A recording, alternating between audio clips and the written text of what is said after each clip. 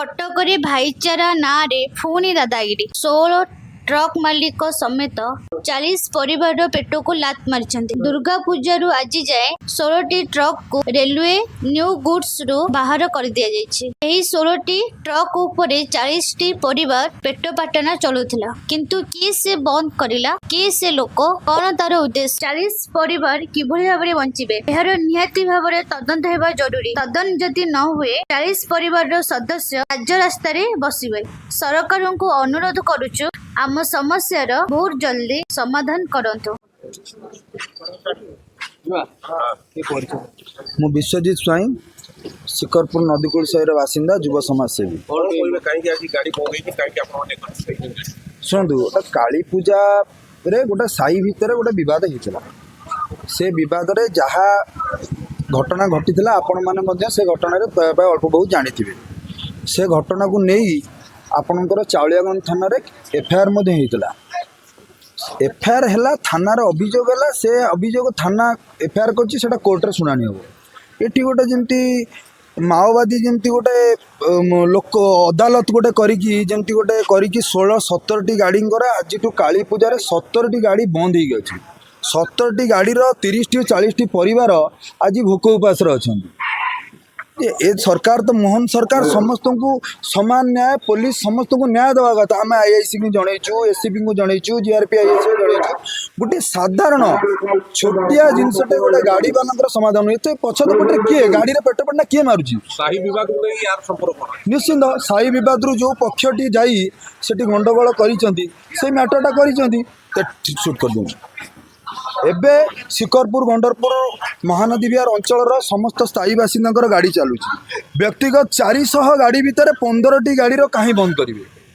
କ'ଣ ପାଇଁ ବନ୍ଦ କରିବେ? ଗାଡ଼ି ବିରୁଦ୍ଧରେ କିଛି ଅଭିଯୋଗ ଅଛି? କିଛି ଗାଡ଼ି ଭିତରେ ଅଭିଯୋଗ ନାହିଁ। ଇଏ ପୁରା ସୁପରିକଳ୍ପିତ ଗୋଟେ ଗାଡ଼ି ମାଲିକ ଗୋଟେ ପରିବାରକୁ ହତାଶ କରିଦେବା ପାଇଁ ଶିକରପୁର, ଗଣ୍ଡରପୁର, ମହାନଦୀ ବିହାର ପୂଜା କମିଟି କଟକ ସହରରେ ଗୋଟେ ଭାଇଚାରା ଦେଖାଏ। ଏଇ କ'ଣ ଭାଇଚାରା? ଜଣେ ପରିବାର ଭୋକ ଉପାସରେ ବସିବେ, ଆଉ ଜଣେ ପରିବାର ସୁଖରେ ଚଳିବ। ଏମାନେ କ'ଣ ସାହିର ମୁରବୀ ମାନଙ୍କୁ ଦେଖାଯାଉନି? ଆମେ ଯାହା ଜାଣିଛୁ, ଗାଡ଼ି ବିରୁଦ୍ଧରେ କୌଣସି ଅଭିଯୋଗ ଆସିଲେ କିମ୍ବା ଗାଡ଼ି ମାଲିକଙ୍କ ବିରୁଦ୍ଧରେ ଅଭିଯୋଗ ଆସିଲେ, କୌଣସି ସଙ୍ଗୀନ ଅଭିଯୋଗ ଯଦି ନୀତି ନିୟମକୁ ଉଲ୍ଲଂଘନ କରିଥାନ୍ତି, ହୁଏତ ଗାଡ଼ି ବନ୍ଦ ହେଇପାରେ। କୌଣସି ନୀତି ନିୟମ ଉଲ୍ଲଂଘନ ନାହିଁ। ଏଇଟା ସେ ଘଟଣାକୁ ନେଇ ଆକ୍ରୋଶ ରଖି ଗାଡ଼ି ମାଲିକଙ୍କୁ ଏଠି ବନ୍ଦ କରାଯାଇଛି। ଏବେ ଆପଣମାନେ କ'ଣ ଚାହୁଁଛନ୍ତି? ଆମେ ଅନୁରୋଧ କରୁଛୁ, ସରକାରଙ୍କୁ ଅନୁରୋଧ କରୁଛୁ, ପ୍ରଶାସନକୁ ଅନୁରୋଧ କରୁଛୁ, ଏ 16ଟି ପରିବାର ଆଗକୁ ରାଜରାସ୍ତାରେ ଓହ୍ଲେଇବେ। ଏ 16ଟି ପରିବାର ଆଗକୁ ଜିଲ୍ଲାପାଳଙ୍କୁ, ଡିସିପିଙ୍କୁ ଦେଖା କରିଛନ୍ତି, ଜିଲ୍ଲାପାଳଙ୍କ ପାଖକୁ ଯିବେ। ଏଇଟା ଗୋଟେ ପେଟ ପାଟଣା କଥା ଆଜ୍ଞା। ମୋର ରାଇଟ୍ ଟୁ ବିଜନେସ୍, ମୋ ବ୍ୟବସାୟ କରିବାକୁ ମୋତେ କେହି ଆଜ୍ଞା ଅଟକେଇ ପାରିବେନି। ମୁଁ ବ୍ୟବସାୟ କରିବି, ମୋ ବ୍ୟବସାୟ କରିବିନି। ଆପଣ ଆଇନ ଅନୁଯାୟୀ ଯାହା କାର୍ଯ୍ୟାନୁଷ୍ଠାନ ନେବା କଥା ନେଇଛନ୍ତି ଆପଣ କମିଟିରେ। ଯଦି ସେ ଘଟଣାକୁ ନେଇ ଆପଣ ପେଟ ପାଟଣା ମାରିବେ, ଏ କୌଣସି ଆଇନରେ ଅଛି ନା କୌଣସି ସମ୍ବିଧାନରେ ଅଛି? କେବିନେଟ୍ର ଅଧିକାରୀ କହୁଛନ୍ତି ଆମେ କିଛି ଜାଣିନୁ। ଜାଣିନାହାନ୍ତି ତ ତାହେଲେ ବନ୍ଦ କଲା କିଏ? ଯଦି କେବିନ ଅଧିକାରୀ କହୁଛନ୍ତି ଜାଣିନାହାନ୍ତି, ତାହେଲେ 16 ଦିନ ହେଲାଣି ସେ ଗାଡ଼ି ବନ୍ଦ କରିଛି କିଏ? ସେ ପଛପଟରେ କେଉଁ ଲୋକ ଏତେ ଲୋକଙ୍କ ପେଟ ପାଟଣା ଦାନା ପାଣି ମାରୁଛି? ସେ ଲୋକଟି କିଏ? ମୋର ଆଜ୍ଞା, ମୋର ଗୋଟିଏ ଅନୁରୋଧ, ଆପଣ ଗାଡ଼ିବାଲାଙ୍କୁ ନ୍ୟାୟ ଦିଅନ୍ତୁ। ସେ ଗାଡ଼ିବାଲାଙ୍କର ଗାଡ଼ି ଗୁଡ଼ିକ ଚାଲୁ। ସବୁ ଜିନିଷର ସମାଧାନ ଅଛି। ଯେ ଏତେଟି ଗୋଟେ ଜିନିଷ ଘଟଣା ଘଟିଯାଏ ଯେ ଆମେ ଏ ଜାଗାରେ ପହଞ୍ଚୁ, ଆମେ ସମାଧାନ କରିପାରିବାନି। ଗାଡ଼ିବାଲାଙ୍କର କ'ଣ ଭୁଲ ଅଛି? ଆପଣ ଗାଡ଼ି ଚଲାନ୍ତୁ, ତାପରେ ଆମେ ଆଲୋଚନା କରିବା। କିନ୍ତୁ ଦାନା ପାଣି ମୋର ବ୍ୟବସାୟ, ମୋର ଗୋଟେ ଫଣ୍ଡାମେଣ୍ଟାଲ ରାଇଟ୍ସକୁ କିଏ ଅଟକେଇ ପାରିବେନି। ମୋର ଗୋଟେ ଅଧିକାର ଅଛି। ମୁଁ ଖଣ୍ଡେ ଗାଡ଼ି କରିଛି, ଆଜିକି 30 ବର୍ଷ ହେଲାଣି ସେମାନେ ଗାଡ଼ି କରି ଚଲାଉଛନ୍ତି। ଆପଣ ହଠାତ୍ ଆସିବେ ଗୋଟେ ଯୋଜନାବଦ୍ଧ ଭାବରେ ଗାଡ଼ିଟି ବନ୍ଦ କରିଦେବେ? ମୋ ମାଧ୍ୟମରେ ମୁଁ କଟକ ସହର କି ଓଡ଼ିଶାର ଯେଉଁମାନେ ଦେଖୁଛନ୍ତି ସମସ୍ତଙ୍କୁ ଅନୁରୋଧ କରୁଛି, ଏଇଟା ସରକାରଙ୍କ ପାଖରେ ପହଞ୍ଚୁ। ସମସ୍ତଙ୍କୁ ଜଣେଇଛୁ, ଜେସିସିର ଜଣେଇଛୁ। ଜେସିସି କହିଲେ ଆମେ ଗାଡ଼ି ବନ୍ଦ କରୁନୁ, ସେ ପିଲାମାନେ ଯାଇ ବନ୍ଦ କରୁଛନ୍ତି। ଅନୁଷ୍ଠାନ ଶୁଣନ୍ତୁ, ଅନୁଷ୍ଠାନ ଜେସିସି ମାଧ୍ୟମରେ ଚାଲିଛି। ଜେସିସିର କନଭେନର ବି ଅଛନ୍ତି, କନଭେନର ସହିତ ଯୋଗାଯୋଗ ହେଇଥିଲି। ମୁଁ ଗୋଟେ ଭିଡ଼ିଓ ଦେଖାଉଛି ଆଜ୍ଞା, ଆପଣ ଏ ଭିଡ଼ିଓ ଦେଖନ୍ତୁ। ଭିଡ଼ିଓ ଯେତେବେଳେ ପଚରାයි, ସେଟା କାଲି ବି ଆପଣଙ୍କୁ ଦେଇଦେବି ଭିଡ଼ିଓଟି।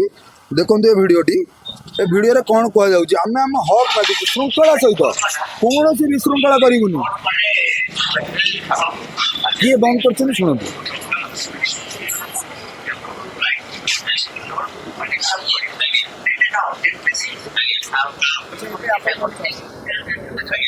ଆଜ୍ଞା, ଆମେ ଚାହୁଁଛୁ ଗାଡ଼ିବାଲାଙ୍କୁ ନ୍ୟାୟ ମିଳୁ। ଆମର କିଛି ନାହିଁ। କ'ଣ ସବୁ ଗାଡ଼ିବାଲାଙ୍କ ପେଟ ପାଟଣା ଏଠି 400 ଗାଡ଼ି ଯିଏ ଚଲାଉଛନ୍ତି। ଆଜ୍ଞା, ମୁଁ ଆପଣଙ୍କୁ କହିଦେଉଛି, ଏ ନୂଆ ମାଲଗୋଦାମରେ ଯେଉଁମାନେ ଗାଡ଼ି ଚଲାଉଛନ୍ତି ସେମାନେ ଏତେ ଧନୀ ଶ୍ରେଣୀର ନୁହନ୍ତି।